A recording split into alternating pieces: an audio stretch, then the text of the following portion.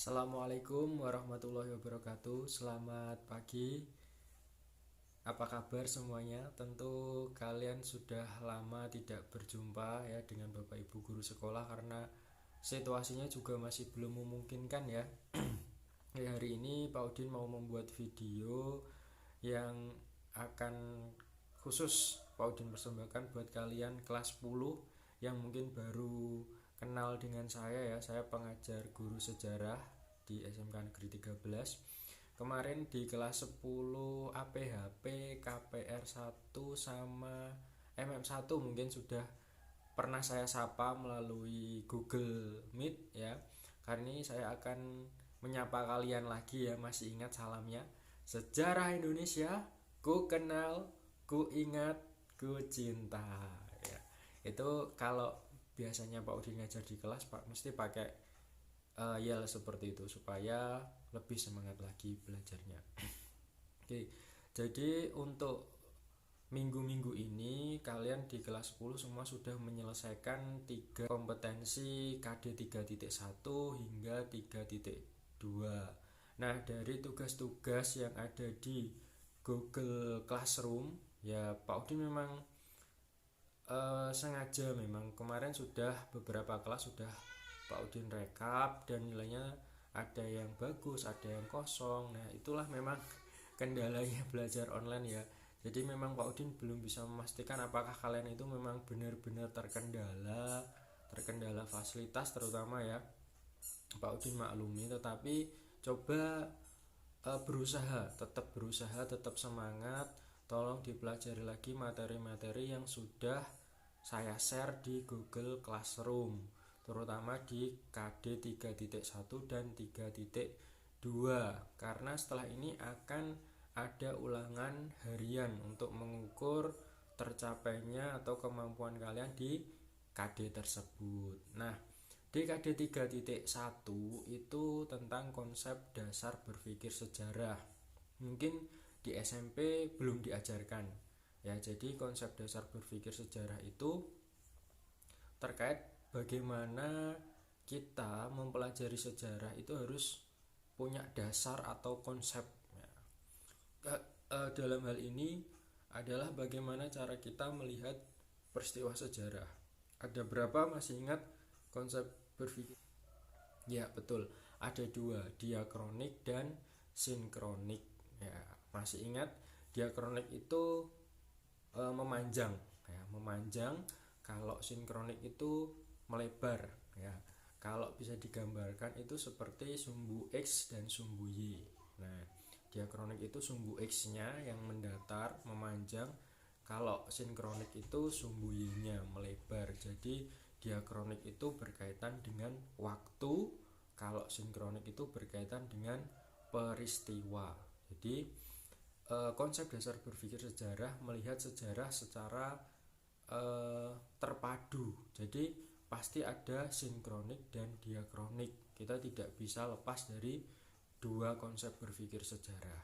Nah, contohnya misalkan kalau kalian pengen meneliti sejarah Kota Malang misalkan, dari awal kemerdekaan hingga saat ini, apa saja yang terjadi di Kota Malang, peristiwa apa saja yang terjadi di Kota Malang, itu bisa diungkapkan melalui sinkronik. Sedangkan waktunya atau batasan waktunya itu masuk unsur diakronik. Tentu kalian sudah paham. Kemarin beberapa tugas sudah saya teliti, sudah saya nilai, ada yang bagus, ada yang biasa saja, tetapi saya apresiasi untuk kalian yang sudah berusaha mengerjakan tugas dengan sebaik-baiknya ya. Pak Udin apresiasi karena memang kita belajarnya seperti ini ya. Saya bisa, mungkin saya belum kenal ya, kalian satu persatu belum kenal. Mungkin ada beberapa wajah-wajah yang sudah familiar, sudah aktif, sudah berusaha untuk menyapa Pak Udin, tapi masih banyak yang belum Pak Udin kenal dari kelas 10. Oke, itu di KD 3.1 itu review dari Pak Udin. Jadi harapannya apa? Di KD 3.1 ini kalian bisa memahami peristiwa sejarah ya, bisa mempelajari unsur-unsur sejarah, bisa melihat peristiwa sejarah itu sebagai sebuah ilmu dengan dua pendekatan, yaitu diakronik dan sinkronik ya. Jadi harapannya setelah kalian mempelajari itu, kalian sudah paham ya, ketika kalian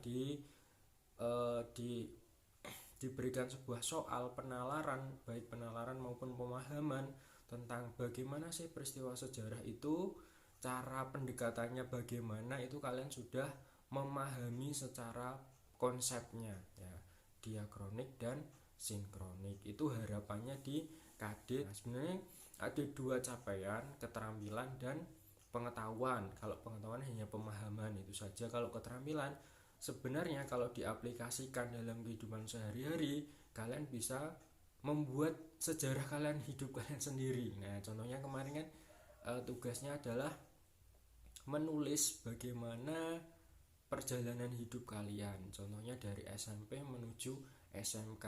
Nah, peristiwa yang sudah berlalu itu bisa dijadikan sebuah peristiwa sejarah hidup kalian sendiri. Itu aplikasi sederhananya. Jadi kalian tulis setiap hari, kalian catat.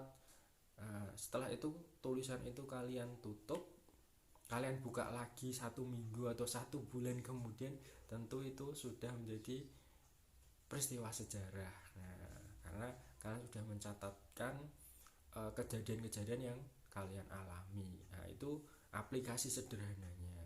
Kalau aplikasi yang merujuk pada peristiwa sejarah ya bisa diaplikasikan seperti tadi ketika kalian mengulas sejarah Kota Malang atau mengulas sejarah kemerdekaan Indonesia. Nah, itu aplikasi secara peristiwa sejarah. Baik, itu untuk yang KD 3.1.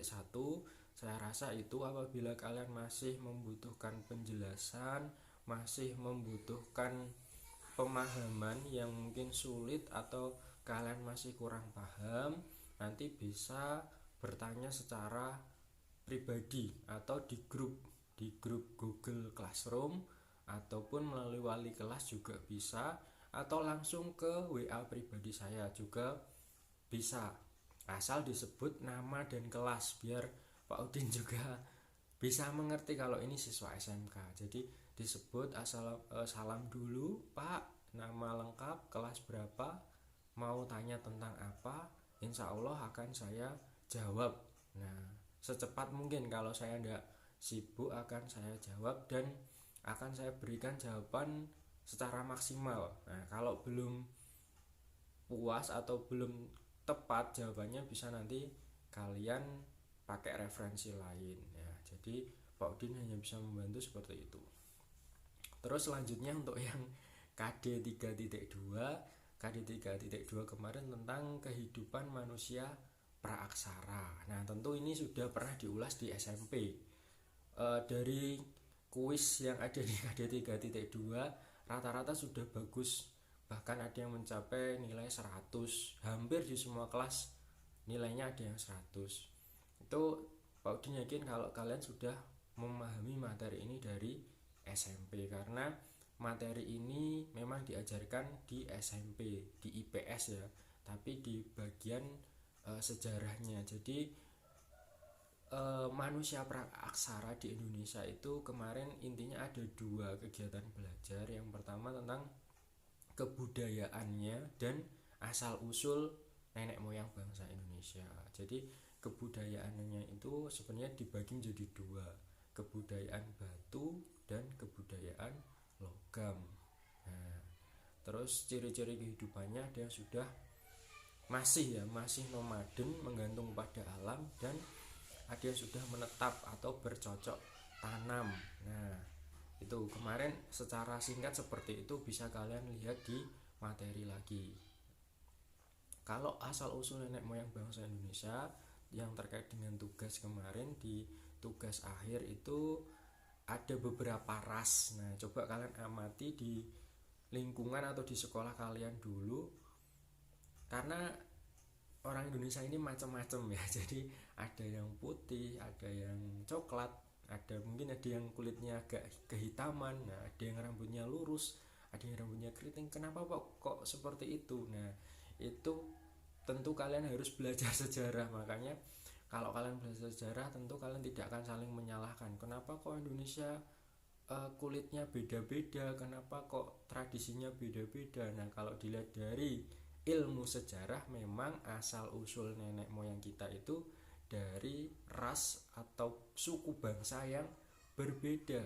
Nah, kalau di sejarah ada 4 ras besar yang ada di Indonesia. Nah, itu ada Proto Melayu, Detro Melayu, Melanesioid, dan Negrito Wedit. Nah, jadi ada 4 ras suku yang besar yang kita pelajari di materi sejarah. Nah, Proto Detro itu, nah, masih ingat ciri-cirinya Proto? Ya, Proto itu rambut, dimulai dari rambut ya. Rambutnya itu lurus, kulitnya kuning kecoklatan, matanya agak sipit. Nah, itu banyak ada di suku-suku seperti suku Dayak, suku Batak. Nah, rata-rata kalau Proto itu kebudayaannya masih kebudayaan lama atau kebudayaan batu. Kalau Deutro itu sudah kebudayaan baru.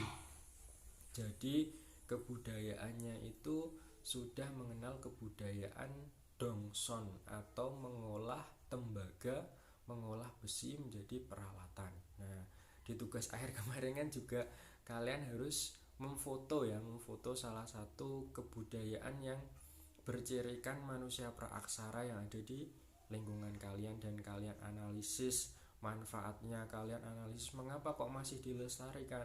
Karena kebudayaan batu, baik batu dan logam, itu sebenarnya kita bawa sampai hari ini ya. Kebudayaan itu tidak terus hilang begitu saja. Kebudayaan itu masih kita bawa dengan mungkin bentuk yang sudah dimodifikasi atau diperhalus. Nah, ada beberapa daerah yang memang masih menggunakan alat-alat yang sederhana seperti penumbuk beras yang terbuat dari batu, ulekan, cobek. Nah, kalian mengenal seperti itu ya. Banyak sekali sebenarnya peralatan-peralatan manusia praaksara. Pak, apakah kebudayaan dulu itu dibuat seperti itu? Tujuannya untuk apa? Nah, tujuannya itu sebenarnya untuk mempermudah pekerjaan manusia atau teknologi ya, teknologi sederhana. Kalau sekarang kan sudah ada yang lebih canggih. Nah, ada yang lebih canggih.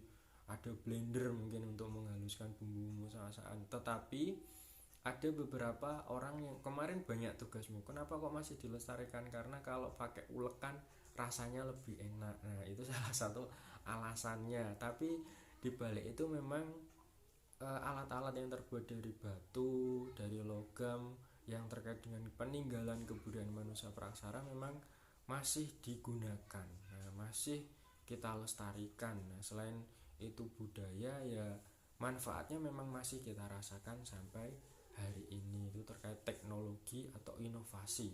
Nah, harapannya di materi ini kalian bisa belajar bahwa manusia praaksara, manusia yang belum mengenal tulisan itu sudah mulai menggunakan akalnya, menggunakan pikirannya untuk membuat alat-alat sederhana yang membantu kehidupan. Nah, mungkin suatu hari di masa yang akan datang kalian bisa menciptakan alat-alat yang lebih canggih lagi. Alat-alat mungkin kalau kalian suka nonton film kartun itu ada Doraemon yang sering mengeluarkan alat-alat canggih, alat-alat ajaib. Apakah alat itu bisa jadi kenyataan? Mungkin saja. Nah, karena sebuah teknologi itu muncul dari inovasi, dari mungkin dari hayalan, dari kesulitan yang dihadapi sehingga dia membentuk sebuah alat untuk mempermudah kehidupan. Jadi harapannya di materi ini kalian diharapkan bisa mengambil hikmah, bisa mengambil pelajaran bahwa manusia praaksara itu bukan kok terus manusia purba yang primitif, bukan. Jadi yang kita ambil hari ini itu bukan kok manusia kok ada yang dari kera, kok bentuknya mirip kera, bukan itu sebenarnya. Yang fokusnya materi ini adalah peralatan atau kebudayaan manusia praaksara itu yang bisa menginspirasi manusia pada zaman dahulu itu sudah bisa menciptakan alat-alat sederhana yang membantu kehidupan mereka. Nah, itu harapannya. Yang kedua asal usul nenek moyang bangsa Indonesia. Agar apa?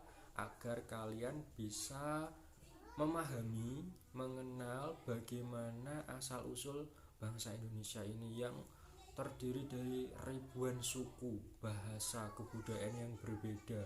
Nah, jangan sampai kita terus, oh warna kulit kita berbeda, kalian saling menyalahkan, oh kebudayaan kita berbeda. Bukan itu.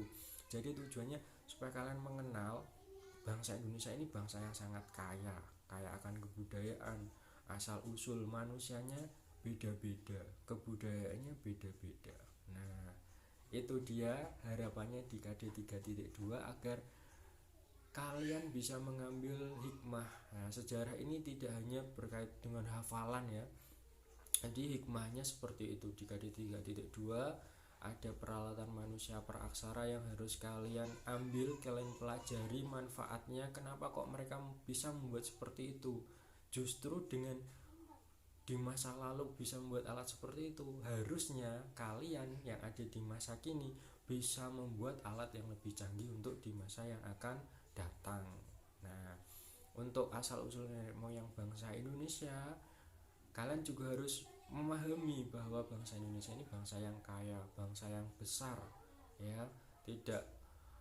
Jangan mudah terprovokasi oleh isu-isu yang tidak benar. Jangan mudah kalian digoncangkan dengan isu-isu bahwa kita itu harus sama, bangsa yang suku yang dominan itu suku Jawa.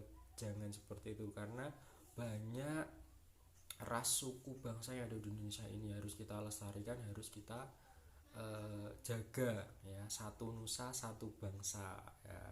Itu saja pesan saya di KD 3.1 dan 3.2. Semoga pembelajaran sejarah tetap menyenangkan ya, meskipun kita belum bisa bertatap muka secara langsung ya. Harapannya kalian bisa mempelajarinya melalui Google Classroom. Nah, nanti bisa ditanyakan ke saya materi-materi yang kurang jelas. Nah, itu saja video singkat dari Pak Udin ya, guru sejarah di SMK Negeri 13 Malang. Semoga bermanfaat. Jangan lupa setelah ini akan ada ulangan harian dan materi baru lagi ya, nanti disiapkan ya, jangan sampai nilainya jelek. Oke, saya akhiri. Terima kasih bagi yang sudah menonton, menyaksikan video saya ya. Pak Udin bukan jago video ya, bukan jago vlog ya. Nanti mohon maaf bila videonya mungkin ada beberapa yang kurang berkenan atau kurang pas atau editannya kurang bagus ya. Oke, sekian dari Pak Udin. Terima kasih, jaga kesehatan selalu, tetap semangat belajarnya. Assalamualaikum warahmatullahi wabarakatuh. Sejarah Indonesia, ku kenal, ku ingat, ku cinta.